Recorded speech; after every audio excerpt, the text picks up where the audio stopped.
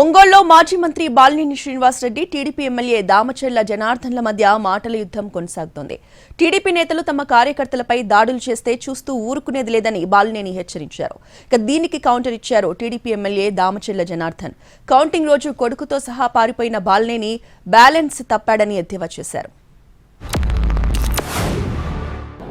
మేము ఎప్పుడు 5 సార్లు ఎలక్షన్స్ గెలిచిన తర్వాత ఎప్పుడు కూడా ప్రతిపక్ష వాళ్ళ మీద కక్ష సాధింపు చర్యలు చేయలేదు. మా క్యారెక్టర్ అట్లాంటిది. ఎలక్షన్ అయిన తర్వాత కార్యకర్తల మీద, అమాయకుల మీద కొట్టడం, మరి వాళ్ళ మీద బూతులు తిట్టడం, కేసులు పెట్టడం, దౌర్జన్యాలు చేయటం ఎన్నో చేశారు.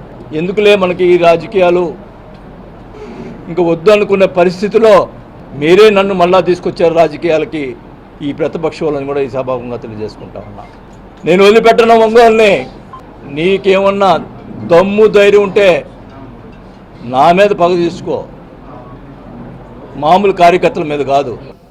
కౌంటింగ్ జరిగేటప్పుడు 11 గంటలకల్లా బయటకు వచ్చేసి హైదరాబాదు పారిపోయిన వ్యక్తి ఇవాళ వచ్చాడు.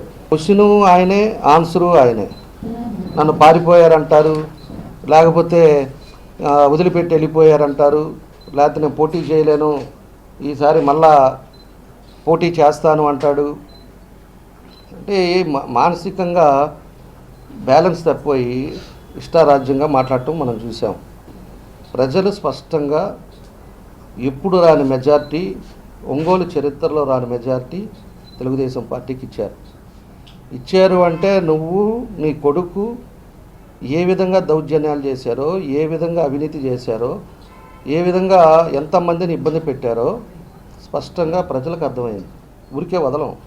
నువ్వు ఉన్నప్పుడే పీకలేకపోయావు, ఇప్పుడేం బిగుతావో చూస్తా అది కూడా.